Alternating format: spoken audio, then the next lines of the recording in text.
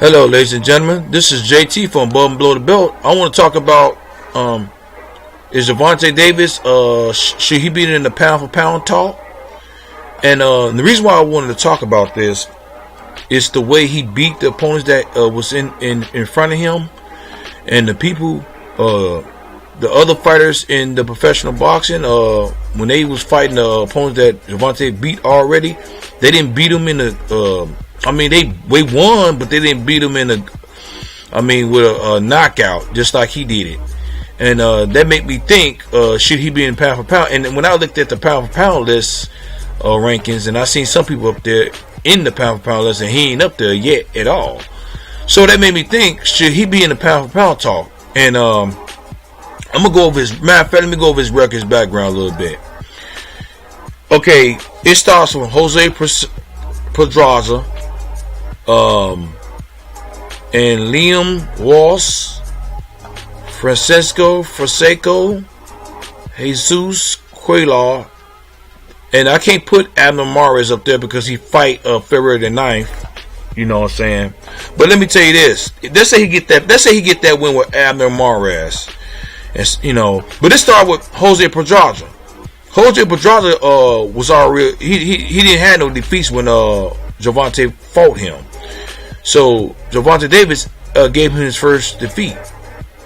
Okay, you know what I'm saying? And he's a I mean, you know what I'm saying? I wouldn't even classify him as a, you know what I'm saying, a A-level fighter. But you know what? Let me tell you this. The thing about it is, was he an A-level fighter before he got them losses? You know what I'm saying? And I don't think so. I think he probably was a B-level fighter, probably, I would say. But you got to put in perspective to a certain point. He was somewhat, people know who he was. And the thing about it is he was an undefeated fighter. And Gervonta Davis gave him his first loss. And Liam Walsh was he's from London. I think he's somewhat well known there. I don't know so much about him, but that don't mean that he wasn't a good fighter. I think he was a good fighter, okay fighter, or whatever. But Gervonta Davis gave his first loss. You know what I'm saying? And going back to Jose Pedraza, it was a 12 round. It was a 12 round bout, and Gervonta Davis knocked him out, got him out in the 7th round, and Liam Walsh. Gervonta Davis got him out in the 3rd round. It was a 12 round bout. And Francisco Fraseco, Gervonta Davis gave him his first loss. And it was a 12th round bout, and he got him out in the 8th round. You know what I'm saying? Jose Cuellar, Gervonta Davis handed him his, I think it was his second or maybe 3rd loss, but he was a well-known fighter, of course, because over here, well, some people might know him, some people might not know him, but he knocked him, he got him out in the 3rd round. It was a 12th round bout. Now, Abner Mares, I can't put him up, I can't say nothing about that right now until February the 9th until they fight. You know what I'm saying? But going before that, before Jose Pedraza a little bit, people who he have his on Gervonta Davis resume. I mean, of course, he's trying to get his feet wet in the game, just like everybody else. I mean, these fighters is not well known at all. You know what I'm saying? I mean, they probably known to people who look at these fighters at the same time. Mario Antonio, and who is this? Luis Sanchez. Hector Lopez. You know what I'm saying? Like James Franks. So these people are not known like that, but he's still knocking them out. And now if he fight Miguel Burchett and win and knock him out, whatever, and it would definitely be, he would definitely be up there for pound. I think he'll be up there, and he fight Lomachenko. But the thing about it, but see, getting back to the fight, see, with Jose Pedraza,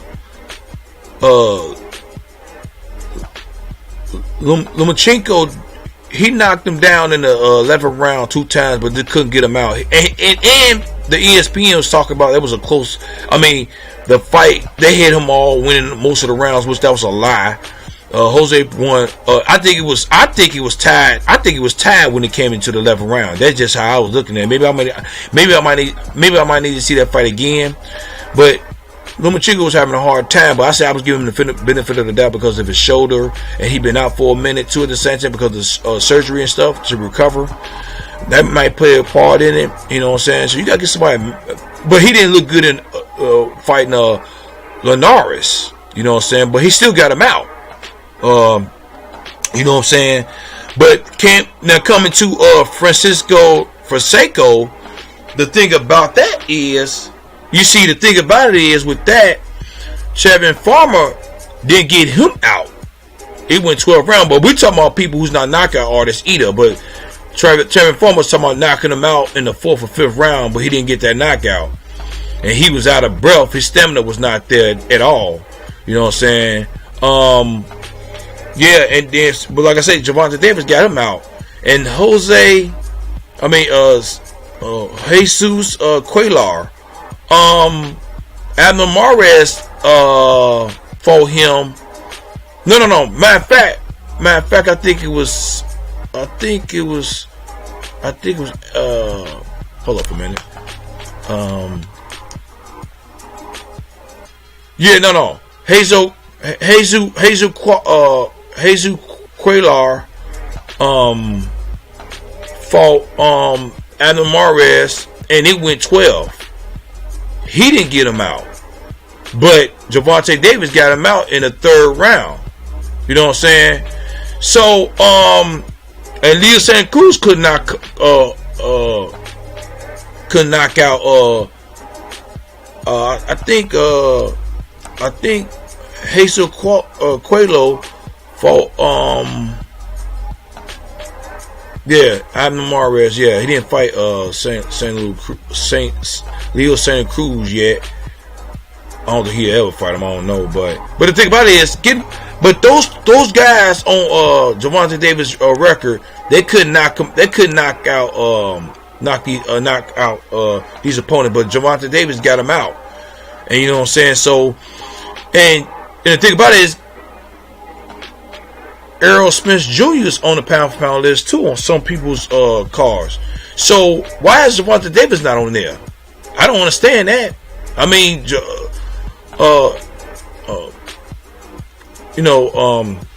Errol Spence, his resume is not that. It's not as big names.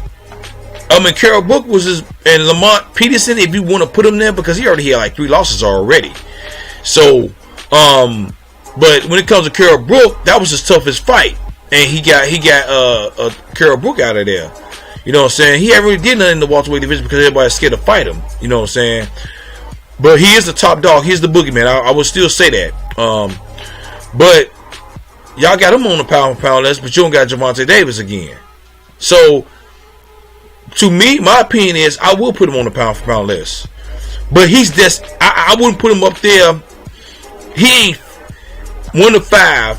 I'll put is Chance Crawford or even Canelo Alvarez. And after that will be, I would have to put, you know what, I'm kind of changing my mind about Lomachenko to a certain degree. Maybe it's a toss up between